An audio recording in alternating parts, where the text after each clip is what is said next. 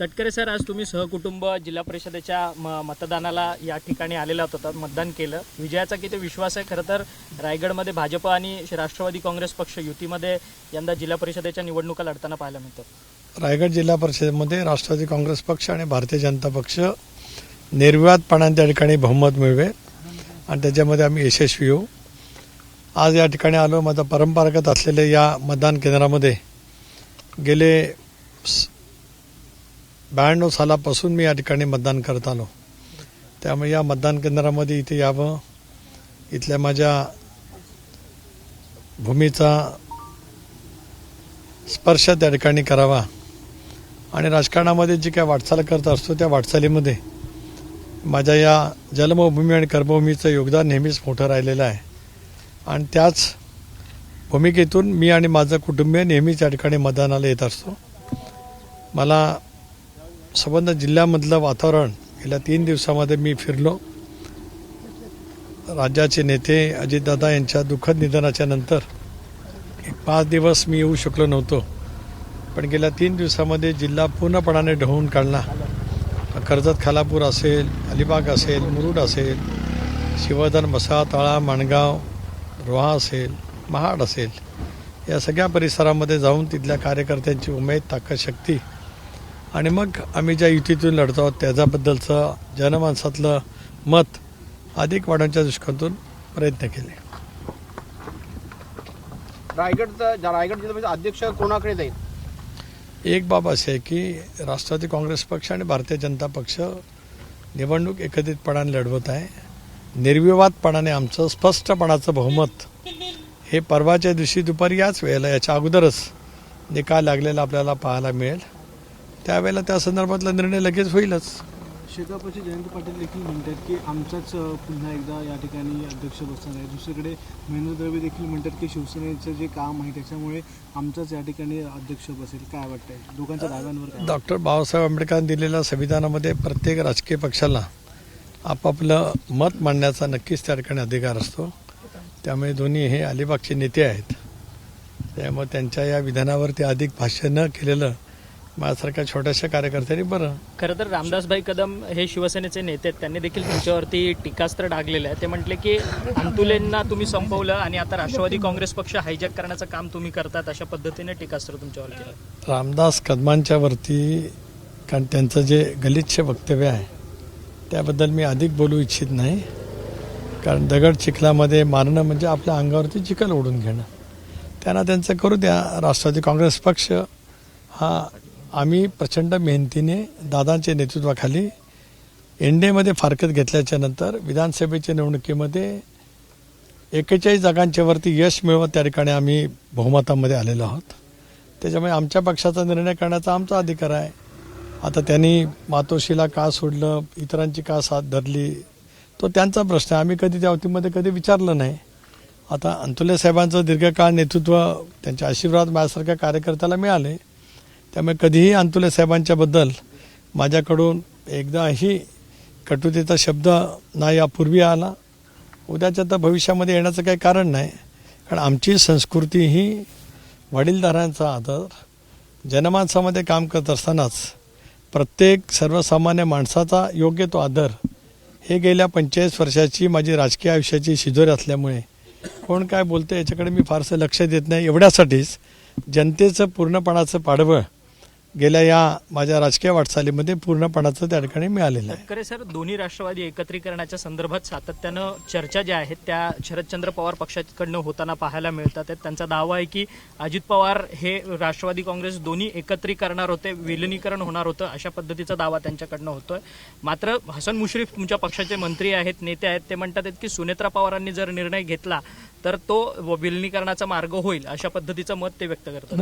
हसन मुश्रीफ जरूर पक्षाचे वरिष्ठ नेते आहेत, कारण आम्ही सर्वांनी म्हणून दादांच्या नेतृत्वाखाली एनडीएमध्ये जाण्याचा निर्णय त्या ठिकाणी घेतलेला आहे. शेवटी या विषयाची चर्चा आम्ही सखोलपणाने करू. 10 तारखेला मुंबईला मंत्रिमंडळाची बैठक आहे, त्यावेळेला उपमुख्यमंत्री म्हणून वहिनी त्या ठिकाणी येतील. त्याच्यानंतर आम्ही या विषयावरती चर्चा नक्कीच त्या ठिकाणी करू. कदाचित मग ते दिल्लीमध्ये सुद्धा येऊ शकतील. माननीय राष्ट्रपती महोदयांची भेट, पंतप्रधान महोदयांची भेट, राज्यसभेच्या त्या सदस्य आहेत, त्याच्याबद्दलची जी काय वैज्ञानिक जबाबदारी असेल त्या संदर्भातला असेल, आम्ही योग्य वेळेला बसून त्यातला निर्णय नक्कीच करू. परंतु सुनेत्रा वहिनी या निर्णय घेतील का? म्हणजे त्यांच्याकडे ही सगळी निर्णय प्रक्रिया असणार आहे की तुमच्या कोर कमिटीमध्ये विलिनीकरणाच्या संदर्भात पुन्हा चर्चा होईल? एक असं आहे की आम्ही नेहमीच ज्या वेळेला 23ला निर्णय घेतला तो आम्ही एकत्रितपणाने बसून घेतला. वहिनी आमच्या विधिमंडळ पक्षाचे नेते आहेत, पक्षाच्या सुद्धा नेते आहेत, त्यामुळे आम्ही सगळेजण एकत्रितपणाने बसून त्या संदर्भातला निर्णय घेऊ. राष्ट्रवादी काँग्रेस पक्ष दादांचा परिवार आहे. दादांचा परिवार म्हणजे राजकीय परिवार आहे. परिवार म्हणजे राजकीय परिवार. अन्यथा याच विषयावर परत काहीतरी वेगवेगळी टीका टिप्पणी करण्याचा कोणी प्रयत्न करीत.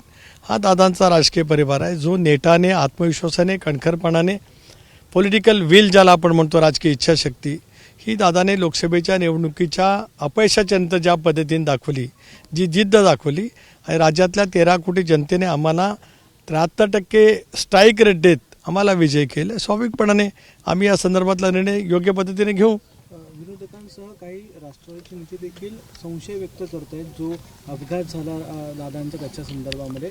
आपलं काय मत आहे? मी वारंवार या बाबतीमध्ये पहिल्या दिवसापासून राज्य सरकारला, भारत सरकारला विनंती केली. मुख्यमंत्री महोदयाने सुद्धा या संदर्भामध्ये सखोल चौकशी करण्याची भारत सरकारला विनंती केली. राज्य सरकारला सुद्धा माझी हीच विनंती राहील.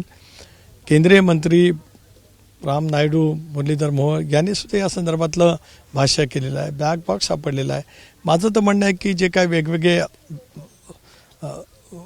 वैज्ञानिक पदावरती असलेल्या व्यक्ती या संदर्भामध्ये जे काय बोलत आहेत, माजी मुख्यमंत्री महोदयांना सुद्धा हीच विनंती राहील, एकतर त्यांच्याकडे तपास यंत्रणांना पाठवावं, त्यांच्याकडे काय माहिती असेल ती जरूर घेण्याचा प्रयत्न करावा.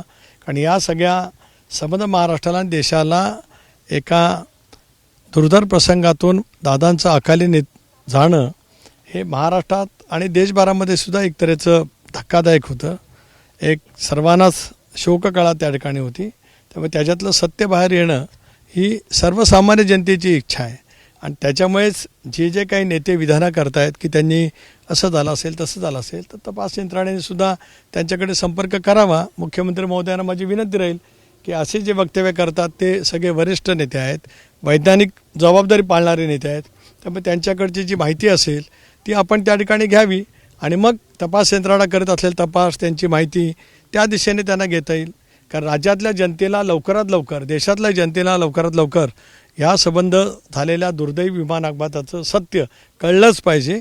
राष्ट्रवादी काँग्रेस पक्षाची भूमिका आहे. तटकरे साहेब, काल सहयोगवरती शरद पवार हे गेलेले होते. खरं तर गेले 2 दिवस शरद पवार गोविंदबाग सोडून सहयोग निवासस्थानावरती सुनेत्रा पवारांची भेट घ्यायला जातात. काल एक फोटो देखील व्हायरल झाला. पार्थ पवार, रोहित पवार आणि शरद पवार ह्या तिघांचा चर्चेचा फोटो सोशल मीडियावरती मोठ्या प्रमाणात म्हणजे व्हायरल होतोय. खरं तर ह्या सगळ्या संदर्भात अशी वक्तव्य समोर येतात की दोन्ही राष्ट्रवादी लवकरच एकत्र येतील म्हणून. विनाकारण आपण वेगवेगळं संदर्भ लावणं अयोग्य आहे. रोज संध्याकाळी संबंध पवार परिवार ज्या वेळेला सांत्वनासाठी सगळी जनता त्या ठिकाणी असते, राज्याच्या देशाच्या कानाकोपर्यंत असतात, त्यावेळेला ते संध्याकाळच्या वेळेला त्या ठिकाणी असतात. आणि परिवारामध्ये चर्चा होणं याच्यामध्ये गैर वाटण्याचं काही कारण नाही. शेवटी त्या अशा प्रसंगातल्या चर्चा किंवा बोलणं, संवेदना मनामध्ये ठेवून हे आपल्या परंपरेला किंवा आपली जी काही आतापर्यंतची ज्या वेळेला दुःखद घटना घडतात, एखादी घरातला वेगळा प्रसंग असतो, त्यावेळेला कुटुंब एकत्रितपणाने बोलत असतं. त्यामुळे त्याच्यात कोणालाही वागवं वाटण्याचं काही कारण नाही. परंतु पवार पत्रकार परिषद घेणार आहेत 10 तारखेला आणि विलिनीकरणाच्या संदर्भातले सगळे पुरावे जे आहेत ते मांडणार आहेत म्हणतात. कसं आता रोहित पवारांनीच हा पक्ष वाढवलेला असल्यामुळे आता आम्ही ज्या वेळेला 41 जागा जिंकलो त्याच्यात त्यांचे कठोर परिश्रम आहेत.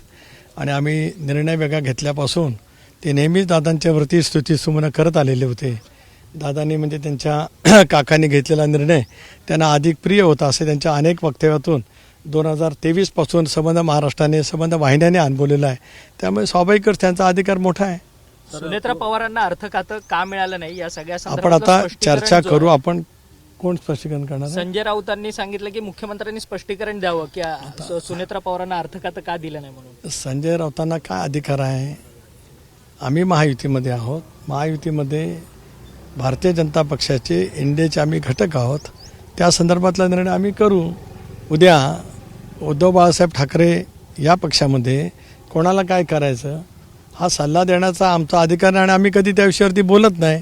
राऊत साहेबांनी त्यांची प्रकृती लक्षामध्ये घेता थोडंसं इतरांच्या पक्षामध्ये डोकवण्याचं काही कारण नाही. राजकीय पक्षांना जे काही त्यांना विचार असतात, कारण सकाळी 9 वाजल्याच्यानंतर त्यांची सुरुवात होत असते, त्यांचा दिवस चांगला जाओ, परमेश्वराकडे प्रार्थना.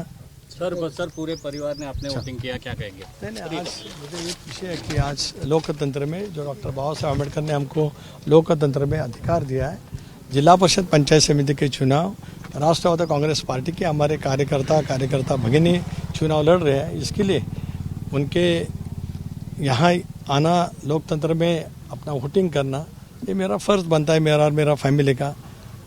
लास्ट 40 साल मैं यहाँ आता हूँ और मेरा मतदान का, वोटिंग का एक अधिकार मैं यहाँ पे ही निभाता हूँ. सर अजीत दादा के एक्सीडेंट के बाद कुछ इंक्वायरी होने की बात सामने आ रही है, क्या इंक्वायरी होनी चाहिए. राष्ट्रवादी कांग्रेस पार्टी की शुरू से ही मांग थी. आदरणीय मुख्यमंत्री महोदय ने उसके बारे में भी टिप्पणी की है. केंद्रीय मंत्री राम नायडू जी हो, मुरलीधर मोहोळ जी हो, उन्होंने इसके बारे में बयान दिया है. राष्ट्रवादी कांग्रेस पार्टी केवल नहीं, पूरी महाराष्ट्र की जनता, देश की जनता ये जानना चाहती है कि इस जो घटना हो गई इसकी पूरी जांच हुए और उसके बारे में जो कुछ सच है वो लोगों के सामने, देश के लोगों के सामने आना चाहिए. एबीपी माझा, उघडा डोळे बघा नीट.